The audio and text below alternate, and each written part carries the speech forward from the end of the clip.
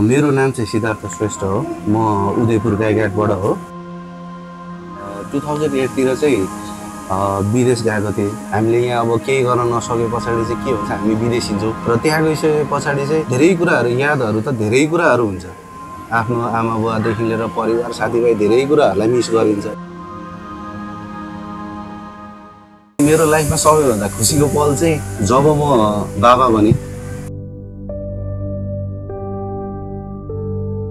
र मैले मेरो मिसेसलाई पाएँ, श्रीमती होइन, जसले मलाई अहिले धेरै कुराहरूमा सपोर्ट गर्नुहुन्छ। उसले आफू हार्दाखेरि उसले साथ दिने, हिम्मत दिने, अगाडि गर्नुपर्छ।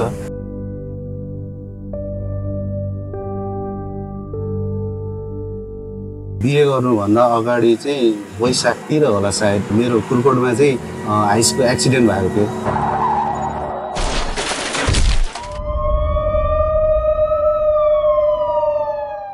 हेलो, नमस्ते। हजुर नमस्ते। हजुरको नाम र हजुर कहाँबाट हुनुहुन्छ? मेरो नाम चाहिँ सिद्धार्थ श्रेष्ठ हो। म उदयपुर गाईघाटबाट हो। मेरो जन्म चाहिँ सगरमाथा अञ्चल राजविराजमा भएको थियो। अहिले जुन हजुरले काम गर्दै हुनुहुन्छ त्यो कसरी सुरु गर्नुभयो र कसरी पाउनुभयो? यो अहिले मैले गर्दै आएको काम जुन चाहिँ अहिले मैले भिडियो एडिटिङ र रिसर्चको काम गरिरहेको छु, त्यो चाहिँ हाम्रो भाइहरू, हाम्रो एउटा आफ्नै फ्यामिलीबाट चाहिँ हामीले स्टार्टिङ गरेको बिजनेस हो। मैले चाहिँ मेरो फुपूको छोरा सम्पूर्ण श्रेष्ठ र मदन श्रेष्ठबाट चाहिँ यो कामहरू सिकेर अहिलेमा हालसालै लगभग 7 वर्ष भइसक्यो यो काममा निरन्तरताका रूप काम गरिरहेको छु। पहिला के काम गर्नुहुन्थ्यो र यो कामतिर कसरी मोडिनु भयो? पहिला भन्नुपर्दा चाहिँ म पहिला 2008 तिर चाहिँ विदेश गएको थिएँ, साइप्रसमा गएको थिएँ र त्यहाँ मैले 2 वर्ष जस्तो, 2.5 वर्ष जस्तो काम चाहिँ गरेँ। त्यस पछाडि म नेपाल फर्केर आएँ। नेपाल आइसके पछाडि मैले एउटा प्राइमेरी स्कुलमा पनि काम गरेँ एज अ टिचर भएर। त्यहाँ पनि मैले लगभग 2.5 वर्ष काम गरेँ। त्यस पछाडि म इन्डिया गएँ। इन्डियामा पनि तपाईँको लगभग 6-7 महिना चाहिँ मैले त्यहाँ पनि एउटा आउटबाउन्ड कल सेन्टरमा चाहिँ मैले काम गरेँ। र त्यस पछाडि म नेपाल फेरि आइसके पछाडि चाहिँ मैले आफ्नै फुपूको छोराहरूले चाहिँ के भन्नुभयो भन्दाखेरि, ल दाइ अब हामीले यस्तो यस्तो खालको कामहरू सुरुवात गरेको छौँ, तपाईँले पनि हामीलाई साथ दिनु पऱ्यो, एउटा युनिटी बनाऊ, हाम्रो फ्यामिलीले एउटा केही नयाँ कुराहरू चाहिँ गरौँ भनेर चाहिँ अहिले म उहाँहरूसँगै लगभग 7 वर्ष भइसक्यो मैले भाइहरूसँगै बसेर अहिले यो कामहरू गरिरहेको छु। हजुरले विदेशमा काम गर्दा र नेपालमा काम गर्दा कति कुराहरू चाहिँ हजुरले नेपाल छोडेर विदेश जाँदा या इन्डिया जाँदाखेरि कति कुराहरूले हजुरलाई गाह्रो भयो? कृपया मिल्छ भने सेयर गर्नुहोस् न। हजुर, यो कुरा चाहिँ म 2008बाट सुरु गरौँ। म बाहिर गएदेखिको मैले +2 पास गरेर चाहिँ म साइप्रस गएँ। साइप्रसमा जाँदाखेरि चाहिँ मैले धेरै कुराहरू देख्ने मौका पाएँ, धेरै कुराहरू सिक्ने मौका पाएँ। लाइफ के हो त होइन, जीवन कसरी चलाउन सकिन्छ त, हाम्रो स्ट्रगल भनेको कस्तो हुनुपर्छ, हामीले के कुराहरू चाहिँ सिक्नुपर्छ र के कुराहरूलाई हामीले लिने र के कुराहरूलाई चाहिँ हामीले त्याग्नुपर्छ भन्ने कुराहरू चाहिँ मैले सिक्ने मौका पाएँ। र त्यहाँ मैले धेरै खालको कामहरू गरेँ जुन काम चाहिँ मैले नेपालमा बसेर गरे पनि थिइनँ। त्यहाँ गएर मैले तपाईँको इलेक्ट्रिसियन भएर काम पनि गरेँ, एउटा पत्रिकामा पनि काम गरे हो। त्यस पछाडि तपाईँको फार्म हाउसमा पनि काम गरेँ, पेन्टर पनि काम गरेँ, वेटर पनि काम गरेँ। विभिन्न किसिमको जस्तो खालको काम पायो हामीले सबै प्रकारको कामहरू चाहिँ हामीले गर्दै गयौँ।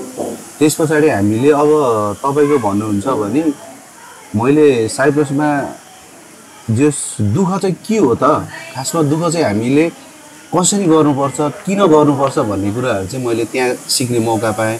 र हामी भन्छौँ नि नेपालमा बसेर केही गर्न सक्दैनौँ, नेपालमा हाम्रो केही पनि उपलब्धि छैन। हामीले वहाँ गर्ने मेहनत हामीले नेपालमा गर्ने हो भने धेरै कुराहरू छ है। हुन त अब हामीलाई रिसोर्सहरू कम होला होइन, तर पनि हामीले चाह्यो भने चाहिँ धेरै कुराहरू गर्न सक्छौँ। त्यसरी मैले त्यहाँ गर्दै गएँ। र त्यस पछाडि म नेपाल आइसके पछाडि नेपालमा मैले एज अ टिचर भएर पनि एउटा स्कुलमा अध्ययनरत मैले त्यहाँ पनि काम गरेँ। पछि मैले एउटा सानो एउटा पोस्टमा, प्रिन्सिपलको पोस्टमा पनि बसेर एउटा आफ्नो जिम्मेवारी पुरा गर्न मौका पाएँ। त्यो लगतै मैले त्यस पछाडि स्कुल छोडिसके पछाडि चाहिँ म इन्डिया गएँ। इन्डियामा पनि तपाईँको आउटबाउन्ड कल सेन्टरमा चाहिँ मैले लगभग 6 महिना जस्तो मेहनत गरेँ, काम गरेँ।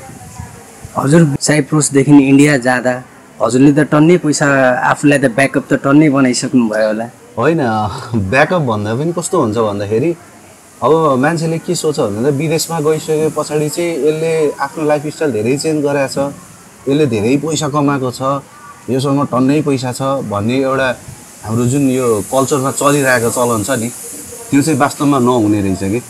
त्यो चाहिँ कसले देख्छ भन्दाखेरि त्यो वहाँ गएर जसले काम गरे हुन्छ, जसले मेहनत गरे हुन्छ, उसले मात्रै त्यो दुःख भोगेको हुन्छ कि।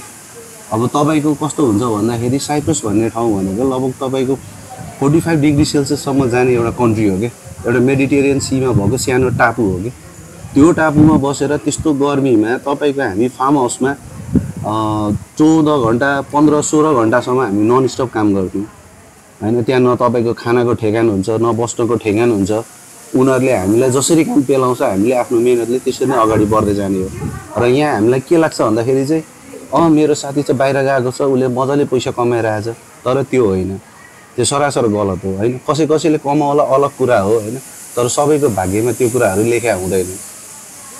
हजुर बाहिर हुँदाखेरि नेपाललाई र घर फ्यामिलीलाई कसरी सम्झिनुहुन्थ्यो, कसरी रिलेट गर्नुहुन्थ्यो आफ्नो साथीभाइलाई, आफूले यहाँ बिताएको आफ्नो पलहरू, त्यहाँ हुँदाखेरि कुन कुन यादहरूले चाहिँ हजुरलाई सताउने गर्थ्यो? अब याद भन्दा पनि कस्तो हुँदो रहेछ भन्दाखेरि अब बच्चैदेखि आफ्नो आमा बुवा आफ्नो परिवारसँग हुर्किँदै आएको हामी एउटा हुन्छ नि, समाजमा आफ्नो साथीभाइसँग खेल्दै हुर्किँदै आएका हुन्छौँ। र पछि ठुलो भइसके पछाडि हामीले यहाँ अब केही गर्न नसके पछाडि चाहिँ के हुन्छ, हामी विदेशिन्छौँ। र त्यहाँ गइसके पछाडि चाहिँ धेरै कुराहरू, यादहरू त धेरै कुराहरू हुन्छ।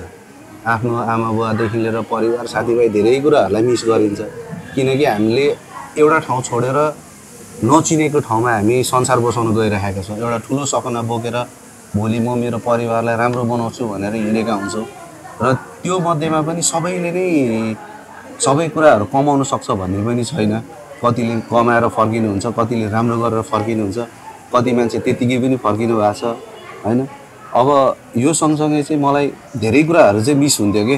अब म भनेको मेरो मम्मी बुवाहरूले चाहिँ के गर्नुहुन्थ्यो भन्दाखेरि हामीलाई सानैदेखि तिमीहरू पढ मात्रै, तिमीहरू अहिले काम गर्नुपर्छ भन्ने छैन, हामी गर्छौँ, हामी तिमीहरूलाई सबै कुराहरूको तिमीहरूको चाहेको सबै इच्छाहरू चाहिँ हामी पुरा गर्छौँ भनेर हामीलाई अगाडि बढाउनु भयो। त्यो सँगसँगै हामीले उहाँ गइसके पछाडि चाहिँ के कुरा थाहा पायौँ भन्दाखेरि चाहिँ हामीले सानैदेखि चाहिँ आमा बुवाहरूसँग चाहिँ काम गर्न, हात बटाउन चाहिँ सिक्नुपर्ने रहेछ भन्ने कुरा चाहिँ त्यति बेला मैले महसुस गरेँ। जब मलाई न खाना पकाउन आउँथ्यो, न ग्यास चुलो बाल्न आउँथ्यो होइन। अब त्यहाँ गएपछि एक्लै बसे पछाडि सबै कुराहरू आफैले गर्नुपर्ने होइन। अब लुगा धुनुदेखि होस्, चाहे त्यो काम गरेदेखि लिएर होस्, भाडा मान्ने होस्, सबै कुरा, इभन सानो सानो कुराहरू हामीले सिक्ने मौका पाउँछौँ। र मैले त्यति बेला चाहिँ मेरो फ्यामिली फ्रेन्ड्सहरूलाई चाहिँ एकदम मिस गर्थेँ कि, आफ्नो घर परिवारलाई सम्झिन्थेँ कि म। त्यति बेला मैले यो कुराहरू सिकेर आएको भए, सिकेर आएको भएदेखि सायद म यति दुःख पाउँदिनँ थियो होला। त्यो मलाई त्यति बेला चाहिँ महसुस हुन्थ्यो। र हजुर अहिले नेपालमा आएर आफ्नै घर, एउटा आफ्नै कोठामा बसेर काम गर्दै हुनुहुन्छ, र त्यसरी काम गर्दाखेरि चाहिँ हजुरलाई कस्तो अनुभव हुँदो रहेछ र के चुनौती आउँदो रहेछ? मलाई एउटा कुरा चाहिँ के लाग्छ भने तपाईँले सही प्रश्न गर्नुभयो। मैले चाहिँ महसुस गरेको कुरा चाहिँ आफ्नो घर परिवारसँग बसेर आफ्नो आमा बुवा, आफ्नो श्रीमती, आफ्नो बालबच्चाको अगाडि बसेर काम गर्न पाउँदा त आफूलाई त एकदम भाग्यमानी नै ठान्छु म होइन। किनभने हामी कति व्यक्तिहरू चाहिँ के गर्छौँ भन्दा बाहिर गएर काम गरे हुन्छौँ, दिनभरि काम गर्छौँ, राति फर्किन्छौँ, थाकेका हुन्छौँ, न परिवारसँग बोल्न मजाले पाउँछौँ, न आफ्नो श्रीमती, आफ्नो बालबच्चासँग टाइम दिन पाउँछौँ होइन। त्यो कुराहरू चाहिँ मैले चाहिँ पाइरहेको छु। त्यही भएर पनि मैले आफूलाई भाग्यमानी ठाने हो होइन। मैले घरमा बसेर आफ्नो परिवारमा केही समस्या पऱ्यो भने अन द स्पोट मैले गर्न सक्ने कुराहरू गरिरहेको हुन्छु होइन। त्यसले गर्दाखेरि चाहिँ अब चुनौती भन्ने कुरो चाहिँ कस्तो हुन्छ भन्दाखेरि अब हामीले दुःख त जहाँ पनि गर्नै पर्छ होइन। त्यसको लागि चाहिँ अब म बिहानदेखि काम लिएर बेलुकैसम्म आफ्नो कामलाई पनि प्रायोरिटी गर्नुपर्छ, मैले आफ्नो फ्यामिलीलाई पनि टाइम दिनुपर्छ होइन। त्यसले गर्दाखेरि अलिकति चुनौती चाहिँ के हुन्छ भन्दाखेरि कहिलेकाहीँ आफूले चाहेको बेला चाहिँ आफ्नो परिवारहरूलाई त्यो समय चाहिँ दिन सकिँदैन रहेछ कि। अनि अहिले हजुरको दिनचर्या कस्तो हुँदैछ र बिहानदेखि बेलुकासम्म चाहिँ हजुरले के कामहरू चाहिँ गर्दै हुनुहुन्छ? मेरो दिनचर्या भनेको चाहिँ प्रायः म बिहान 6 बजे उठ्छु। 6 बजे उठे पछाडि चाहिँ म जिममा जान्छु। हाम्रो जिमको नाम चाहिँ डिएनबी फिटनेस एन्ड क्लब, जहाँ चाहिँ हाम्रो डम्बर नारायण चौधरी डिएन दाई, उहाँ चाहिँ त्यहाँ उहाँको अनर हुनुहुन्छ। र साथसाथै मेरो एकदमै मिल्ने दाजु दिलीप चौधरी, उहाँ चाहिँ एज अ ट्रेनर भएर काम पनि गरिराख्नु भएको छ त्यहाँ। र साथसाथै म पनि एज अ सानोदेखि अब केही कुराहरू आफूले जानेको कुराहरू चाहिँ नयाँ मेम्बर्सहरूलाई केही कुराहरू आफूले सिकेको कुराहरू चाहिँ सिकाउँछु। अब म दाइहरूबाटै सिकिराखेको छु, दाइहरूबाटै अब शिक्षा लिइराखेको छु भनौँ न। त्यही शिक्षा चाहिँ मैले अरूलाई अब बाँड्ने कोसिस गरिरहेको छु। र त्यो लगत्तै चाहिँ म घर आउँछु, घर आएर आफ्नो सिम्पल डाइटहरू खाइसके पछाडि आफू रिफ्रेस भइसके पछाडि चाहिँ म आफ्नो जबमा भित्र रुममा चाहिँ टक्क लिएर ल्यापटपमा बस्छु। र मेरो दिनभरिको काम भनेको चाहिँ ल्यापटपमै हुन्छ। अब म दिनभरि काम गर्ने हो, अनि साँझमा चाहिँ एकछिन आफ्नो साथीभाइहरूलाई पनि समय दिन्छु, ताकि साथीभाइहरूसँग पनि कहिलेकाहीँ नयाँ कुराहरू सिक्ने मौका पाउँछु र आफूले पनि जानेको कुराहरू चाहिँ साथीभाइलाई सिकाउन पाउँछु। र त्यस पछाडि फेरि म रिटर्न भएर आफ्नै घरमा आएर आफ्नो फ्यामिलीसँग एकछिन समय बिताउँछु। अनि त्यस पछाडि त्यही नै हो। हजुरले यति दुःख गर्नुभयो लाइफमा, हजुरको लाइफको खुसीको पल चाहिँ कुन छ जुन चाहिँ हजुरको मन मस्तिष्कमा र हजुरको मुटुमा बसेको खुसीको पल चाहिँ सेयर गर्नु मिल्छ भने हामीसँग सेयर गर्नुहोस् होला। हजुर, ठिक छ। खासमा चाहिँ मेरो लाइफमा सबैभन्दा खुसीको पल चाहिँ जब म बाबा बने होइन। पहिला सुरुमा चाहिँ एउटा सानो एउटा के कहानी सुनाउँछु भन्दाखेरि तपाईँलाई, म चाहिँ बिए गर्नुभन्दा अगाडि चाहिँ वैशाखतिर होला सायद मेरो कुलकोटमा चाहिँ हाइसको एक्सिडेन्ट भएको थियो। हाइस एक्सिडेन्ट हुँदाखेरि चाहिँ तपाईँको एउटा रूपले गर्दाखेरि चाहिँ हामी धेरै मान्छेहरू चाहिँ बाँच्न सफल भयौँ होइन। तर त्यो बिचमा चाहिँ भिरबाट चाहिँ म मात्रै एउटा झरेँ, तर भाग्यवश म बाँच्न सफल भएँ। र त्यो लगतै बिस्तारै बिस्तारै अब बिहेका कुराहरू चल्न थाले घरमा पनि। र मैले मेरो मिसेसलाई पाएँ, श्रीमती होइन, जसले मलाई अहिले धेरै कुराहरूमा सपोर्ट गर्नुहुन्छ। अब धेरै कुराहरू चाहिँ अलिकति इमोसनल पनि हुन्छ होइन, तर उसलाई पाएदेखि चाहिँ मैले लाइफमा त्यस धेरै कुराहरू चाहिँ एउटा सिङ्गल हुनु र आफ्नो लाइफमा कोही लाइफ पार्टनर हुनुमा धेरै फरक हुँदो रहेछ। उसले आफू हार्दाखेरि हिम्मत दिने होइन, थाक्नु हुँदाखेरि उसले साथ दिने, हिम्मत दिने, अगाडि बढ्नु गर्नुपर्छ, S U can do it भनेर आफूलाई इन्फोर्स गरे जस्तो कि एउटा आफूलाई चाहिँ के हुन्छ भने सहारा दिएर बसे जस्तो कि मलाई त्यो चाहिँ महसुस भयो होइन। र त्यस पछाडि चाहिँ मेरो बाबु जन्मियो। सबैभन्दा खुसीको पल चाहिँ मलाई त्यहाँ थियो होइन। म पनि अब बुवा बन्न पाएँ। अब मैले लाइफमा धेरै कुराहरू गर्नु छ, लाइफमा धेरै स्ट्रगल गर्नु छ। अब मैले मेरो बालबच्चाको लागि चाहिँ मेरो बाबाले हामीलाई जसरी हुर्काउनु भएको थियो, अझ योभन्दा बेटर चाहिँ मैले मेरो छोराछोरीको लागि दिनु छ, उच्च शिक्षा दिनु छ, उसलाई राम्रो संस्कार सिकाउनु छ होइन। त्यति बेलाको पल चाहिँ मेरो लागि सबसे ठुलो पल थियो कि। अनि अहिले हजुरलाई आफै इन्डिपेन्डेन्ट आफ्नै देशमा, आफ्नै गाउँमा, आफ्नै घरमा काम गर्दा गर्व कतिको महसुस हुन्छ? अब सबैभन्दा ठुलो गर्व त आफ्नो परिवारसँग हुनु नै ठुलो गर्व हो होइन। मैले उहाँहरूसँग अब कहिलेकाहीँ आफूलाई गाह्रो साह्रो पऱ्यो भने ल यस्तो भयो बुवा, यस्तो भयो मम्मी होइन, यस्तो भयो भाइहरू भन्न सकिन्छ। अब हामी टाढा बसेर गऱ्यौँ भने हामीलाई कस्तो महसुस हुन्छ भन्दाखेरि आफूले चाहिएको बेला दुःख पर्दाखेरि, सुख पर्दा नहुँदा केही फरक परेन, तर दुःख पर्दा आफूलाई गाह्रो साह्रो पर्दाखेरि आफ्नो परिवार आफ्नो साथमा भन्यो भने त्यति बेला चाहिँ सबभन्दा गाह्रो महसुस हुन्छ। र अहिलेसम्म चाहिँ मलाई त्यो खालको अवस्था चाहिँ आएको छैन होइन, किनभने परिवारहरूले साथ दिनुभएको छ। चाहे त्यो सानो कुरा होस्, चाहे त्यो ठुला कुरा होस् होइन, हरेक कुरामा सपोर्ट पनि गर्नुभएको छ। अझै हामीलाई मोटिभेट गराइराख्नु भएको छ होइन। तिमीले गरेको काम राम्रो छ, अझ बढ, तिमी अगाडि बढ, योभन्दा अझ बेटर गर्न सक्छौ। कहिलेकाहीँ हामी जिन्दगीदेखि हार खाएर थाकेर बस्छौँ, त्यति बेला पनि एउटा श्रीमतीले, एउटा आफ्नो आमा बुवाले चाहिँ के भन्नुहुन्छ, भाइहरूले के भन्छ भन्दाखेरि होइन तिमी गर्न सक्छौ, किन यसरी हार मान्छौ, लाइफ हो, कहिलेकाहीँ तलमाथि त भइहाल्छ नि, टर्निङ पोइन्ट त आइहाल्छ नि, अप्स एन्ड डाउन त भइहाल्छ नि भनेर सम्झाउनुहुन्छ। त्यो देखेर चाहिँ आफू अझ बलियो हुँदो रहेछ कि म अझ गर्न सक्छु भन्ने चाहिँ एउटा त्यो भित्रैदेखि ऊर्जा आउँदो रहेछ कि, पावर आउँदो रहेछ कि। हजुरले सङ्घर्ष धेरै गर्नुभयो, नेपालदेखि साइप्रस, साइप्रसदेखि इन्डिया, इन्डियादेखि फेरि नेपाल, त्योपछि बिहे, त्योपछि बच्चा। त्यो जर्नीमा हजुरले आफ्नो सपनाहरू, आफ्नो भविष्य जुन आफ्नोलाई रहर लाग्ने कुराहरू कतिको मार्नुभयो र के इच्छाहरू अहिले पनि छ जुन चाहिँ हजुरले पुरा गर्नु चाहनुहुन्छ? हजुर, म पहिला चाहिँ सानैदेखि चाहिँ अलिकति कस्तो भन्दाखेरि अलिक गीत गाउने हुन त म प्रायः घरमा पनि अब धेरैसँग चाहिँ त्यति साह्रो बोल्नमा चाहिँ अलिक कमै बोल्ने मान्छे हो होइन। तर मलाई मेरो एउटा सपना चाहिँ त्यो म एउटा केही कुरा गायक चाहिँ बन्छु या त सिङ्गिङमा लाग्छु या त कुनै पनि म्युजिकल इन्स्ट्रुमेन्टहरूतिर म आफूलाई त्योतिर आकर्षित गराउँछु या त सिक्छु भन्ने मलाई लागेको थियो। तर अब समय र परिस्थिति नै त्यस्तै आयो होइन, जसले गर्दाखेरि चाहिँ मैले त्यो सपनाहरू चाहिँ पुरा गर्न सकिनँ। र साथसाथै चाहिँ मलाई एउटा के थियो भन्दाखेरि बच्चैदेखि चाहिँ मलाई अलिकति अब यो जिमतिर बडी बिल्डिङतिर होइन म आफूले नखेले पनि चाहिँ एउटा आफू चाहिँ स्वस्थ रहनको लागि चाहिँ के चाहिँ गर्न सकिन्छ त भन्ने कुराहरूमा चाहिँ अझ बढी लागिरहेको हुन्थ्यो। त्यो पनि एउटा सपना त थियो जुन चाहिँ अब मैले मेरो आदरणीय दाइ दिलीप दाइलाई देखेँ होइन, उहाँसँग म एकदम क्लोज पनि भएँ। उहाँले धेरै मिहिनेत गरेको देखेर धेरै मान्छेहरूले पनि सिक्ने मौका पाएँ। बन्दाखेरि हामी को जस्तो बन्नुपर्छ, अनुशासित कति राख्नुपर्छ भन्ने कुराहरू सिक्न पाइयो।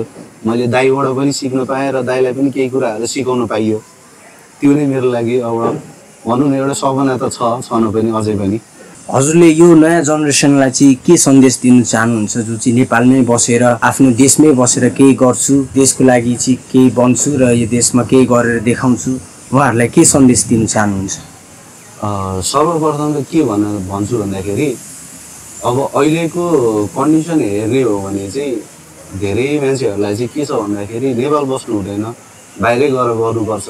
किनभने उनीहरूले धेरै कुराहरू देखिसकेका छन् यहाँ होइन, जुन रिसोर्सेसहरू उनीहरूलाई चाहिएको छ त्यो कुराहरू पुरा गर्न सकेका पनि छैनन्। र त्यो नभइसके पछाडि के हुन्छ भन्दाखेरि हामीले हाम्रो जीवनमा हाम्रो परिवारलाई राम्रो खालको लाइफस्टाइल दिनको लागि गर्ने त के भन्दाखेरि विदेशी नै। र विदेश गइसके पछाडि पनि कति व्यक्तिहरूको चाहिँ के हुन्छ भने सबैको लाइफ एउटै हुँदैन, सबैले राम्रै गरेर कमाउँछन् भन्ने पनि छैन होइन। त्यो लकमा पनि भर पर्छ, मेहनतमा पनि भर पर्छ, दुईवटा कुरा हुन्छ। र अर्को कुरा चाहिँ म चाहिँ के भन्छु भन्दाखेरि सकभर यदि सकिन्छ भने राम्रो शिक्षा लिनको लागि जाने हो बाहिर या त अन्य ठाउँ गएर सिक्ने हो। सिकेर आइसके पछाडि आफ्नो देशमा आफूले जानेको कुराहरू चाहिँ गर्दाखेरि चाहिँ फार बेटर हुन्छ होइन। हामीले देश चलाउने भन्दा पनि ठिक छ हामीले समाज चलाउन सक्यो भने पनि सबभन्दा ठुलो कुरो हो। र आफ्नो परिवारलाई राम्रो कुराहरू दिन सक्नु चाहिँ त्यो नै सबभन्दा ठुलो कुरा हो। हजुरको कुरा एकदम सही छ। तर हरेक नेपाली बासिन्दाहरूको चाहिँ भनाइ के छ भने नेपाल सरकारले गरेको कुराहरू मन नपरेर ट्रस्ट नभएर चाहिँ बाध्य भएर पनि नेपालीहरू आफ्नो देश छोडेर बाहिर जानुपर्ने हुन्छ। सो यो नेपाल सरकारलाई चाहिँ हजुरले के सन्देश दिनु चाहनुहुन्छ? एज अ नेपालमै बसेर हजुरले सङ्घर्ष गर्दै हुनुहुन्छ, सङ्घर्ष गर्दाखेरिको सरकारबाट आएको प्रब्लम्सहरू त्यो कुराको लागि चाहिँ हजुरले के भन्नु चाहनुहुन्छ नेपाल सरकारलाई? एकदमै गहिरो प्रश्न गर्नु हो होइन। हुन चाहिँ म चाहिँ एउटा राजनैतिक फिल्डमा लागेको मान्छे चाहिँ होइन, मलाई पोलिटिक्स चाहिँ त्यति धेरै आउँदैन पनि।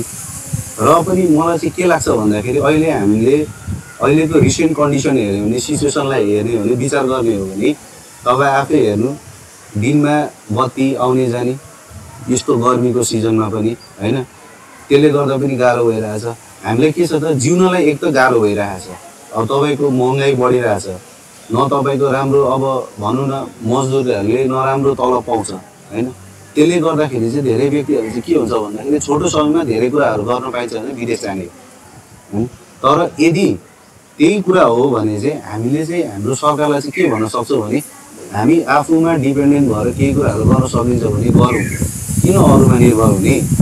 जुन कुराहरू चाहिँ हामीले हाम्रै सोचलाई बाहिर पठाइरहेको छौँ, अरू देशलाई दिइरहेको छौँ, अनि हामी चाहिँ एउटा खोक्रो भएर बसेका छौँ कि अरूसँग मागिरहेका छौँ। यो भनेको चाहिँ मैले बटुकोमा केही कुरा थापेर एउटाले मलाई हालिदिइरहेको छ, म ल्याएर थाप्न सक्छु, तर त्यो कुरो चाहिँ मैले युटिलाइज नगरेर अरूलाई बाँडिरहेको छु र लास्टमा आफू चाहिँ खोक्रो भएर बसिरहेको छु। हो यही कारणले गर्दाखेरि चाहिँ हामी अहिलेको यङ जेनेरेसनहरू चाहिँ राम्रो फर्दर स्टडीको लागि एउटा बेटर लाइफस्टाइलको लागि चाहिँ सबैजना विदेशी भएको होइन। इभेन धेरै साथीभाइहरू हुनुहुन्छ, मानौँ अहिले मेरो साथीहरू 3-4जना हुनुहुन्छ होला यहाँ मसँग स्कुलमेटहरू, नत्र सबै बाहिर गएर कमाइराख्नु भएको छ, मिहिनेत गरिराख्नु भएको छ। उहाँहरूले पढेर युटिलाइज गर्ने कुराहरू सबै बाहिर गर्नुभएको छ। जुन चाहिँ हामी यहाँ दिन सक्छौँ त्यो चाहिँ हामीले अरूको लागि बाहिर दिइराखेका छौँ। नेपालमा भनिन्छ नेपालीहरू भन्दा पनि झोलेहरू धेरै छ। सो अबको आउने चुनावमा चाहिँ हजुरले के सजेस्ट गर्नु चाहनुहुन्छ नेपालीहरूलाई? किनभने रोजेर त हामीले नै पठाउँछौँ मान्छेलाई होइन, तर अब हजुरले जुन भोगाइ भोग्नु भयो त्यस्तै भोगाइ हरेक नेपालीहरूले भोगेर चाहिँ यहाँ अति एकदम धेरै गाह्रो भएपछि देश छोड्ने बाध्य हुन्छ, नभए त्यतिकै कुनै पनि मान्छेले आफ्नो घर आफ्नो देश छोड्नु चाहँदैन। हजुरले चाहिँ के मेसेज दिनु चाहनुहुन्छ हरेक हाम्रो नेपालमा बस्ने आमा बुवा दाजुभाइ दिदी बहिनीहरूलाई? यो कुरोमा चाहिँ मलाई चाहिँ के लाग्छ भन्दाखेरि अब यस्तो हुन्छ, एउटा स्लोगन पहिला पनि थियो होला सायद, यो हाम्रोलाई भन्दा पनि राम्रोलाई दिउँ होइन। अब हाम्रोलाई भन्दा पनि राम्रोलाई त राम्रोलाई पनि छान्छौँ हामी, तर राम्रो पनि उहाँ आफ्नो पोस्टमा गइसके पछाडि त्यही मान्छे नराम्रो पनि बनिन्छ होइन। तर हामीले क्वान्टिटीलाई भन्दा पनि क्वालिटी बेसलाई चाहिँ हेर्न सिक्नुपर्छ, क्वालिटीलाई हेर्नु होइन, हामीलाई चिन्नु, हामी भित्रको कलालाई चिनिदिनु पऱ्यो कि हामीलाई चिनिसके पछाडि हामी यो ठाउँ छोडेर जानुपर्ने आवश्यकतै छैन। तपाईँको धेरै कुराहरू छ, भन्नलाई धेरै कुराहरू छ होइन, मैले देखेका जानेको कुराहरू छ, धेरै कुराहरू छ, तर यो कुराहरू हामीले अहिले यहाँ राख्यौँ भने पनि सरकारले सुन्यो भने हामीले त सुन्ने नै होइन, त्यो टु बी अनेस्ट यही कुरा हो होइन।